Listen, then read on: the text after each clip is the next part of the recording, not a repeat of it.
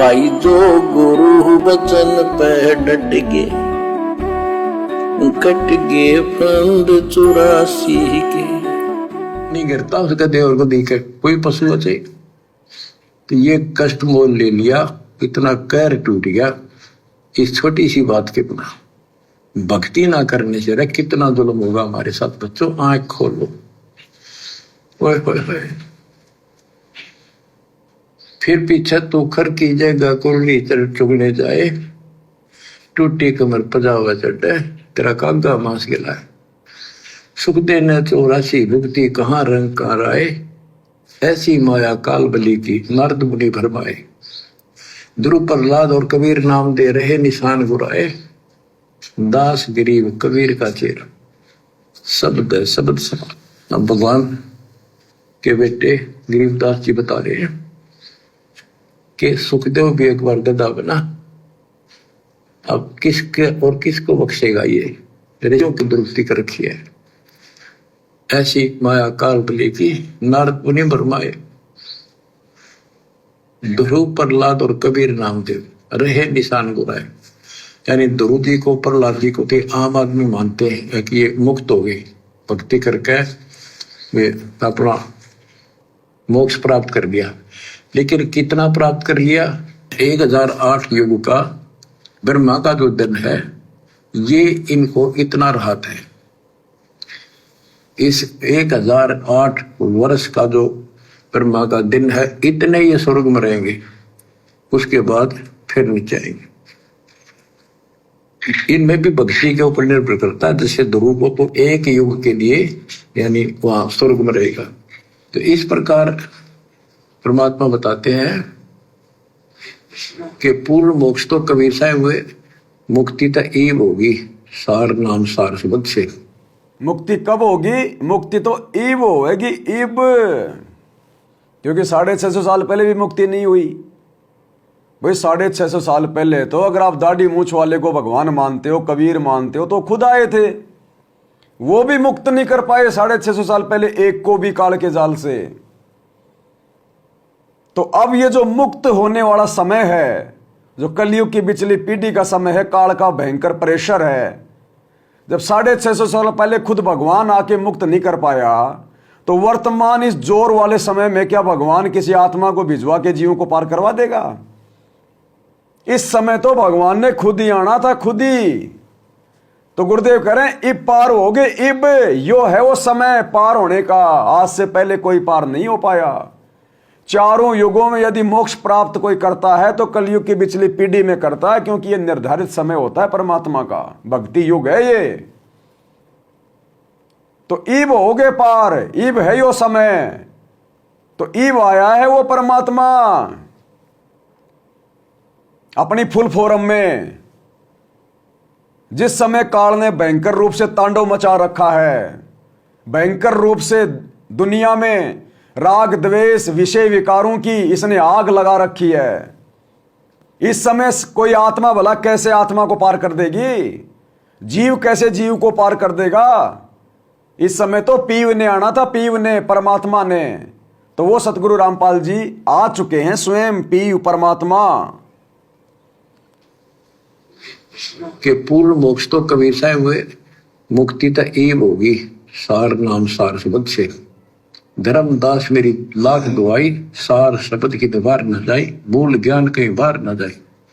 अभी तक ये सार नाम सार शब्द परमात्मा ने किसी को बताया नहीं था। 650 साल पहले परमात्मा ने क्या कहा? धर्मदास मेरी लाख दुआई, मूल ज्ञान कहीं बाहर न जाई। यानी मूल ज्ञान देना कब था? अब वर्तमान में। तो मूल ज्ञान कौन दे सकता है? परमात्मा। अरे मूल ज्ञान कोई आत्मा दे सकती है क्या? आत्मा को तो आवश्यकता है। अरे आत्मा को तो इस मूल ज्ञान की जरूरत है। तो देगा कौन? जो आत्मा से श्रेष्ठ होगा, और आत्मा से श्रेष्ठ फिर भगवान है, परमात्मा है। तो गुरुदेव कह रहे हैं इब मिलेगा मूल ज्ञान, सार नाम सार शब्द, इब होगी मुक्ति। आज से पहले नहीं दिया किसी को मूल ज्ञान, सार शब्द, सार नाम। अब मिलेगा, अब दिया जाएगा सत भक्तों को, जो गुरु को भगवान मानेंगे उनको, जो वास्तव में अपना मोक्ष चाहेंगे उनको, जिनको काल की तरफ से नफरत हो जाएगी, जो झूठे सांसारिक चौचलों से पीठ मोड़ लेंगे, मुंह मोड़ लेंगे, जिनको राजनेता और राजनीति सौपन में भी दिखाई नहीं देगी, उन भक्तों को अब देगा परमात्मा सार नाम सार शब्द।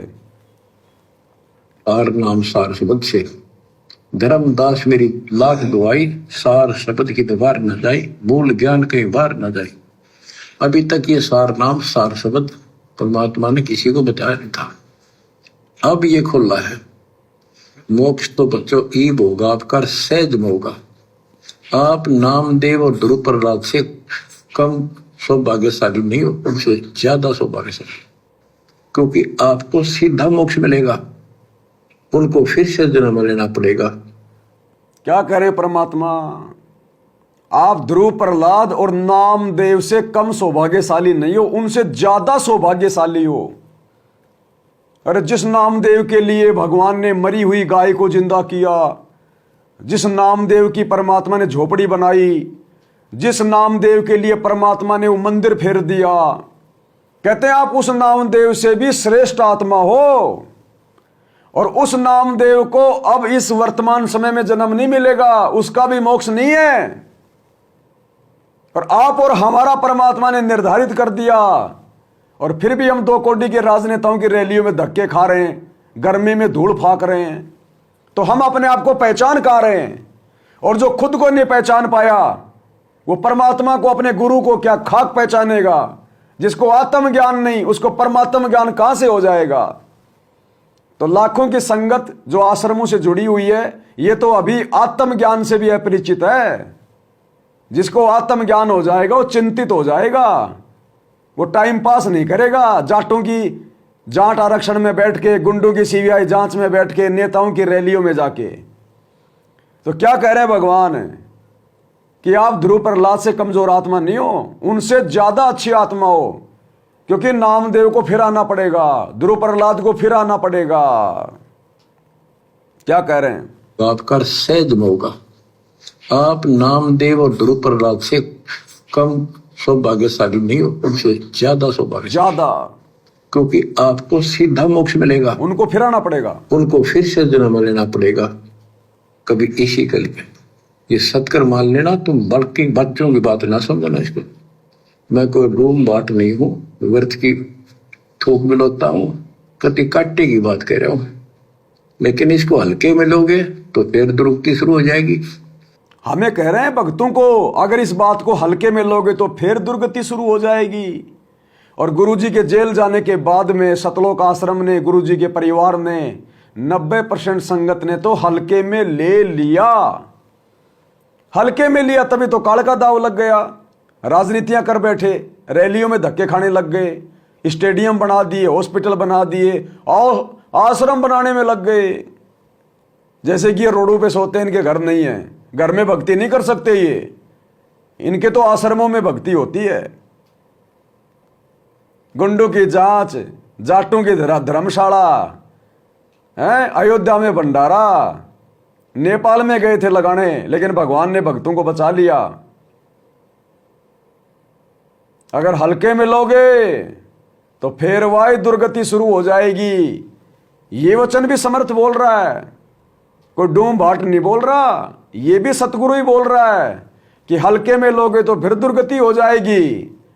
तो ज्यादातर की तो दुर्गति शुरू हो गई है। आश्रमों से जुड़े भाई बहनों की आए दिन अकाल मौत हो रही है। भाई जो गुरु बचन पे डट के, कट गे फंद 84 के, कट गे फंद 84 के, कट गे फंद 84 के।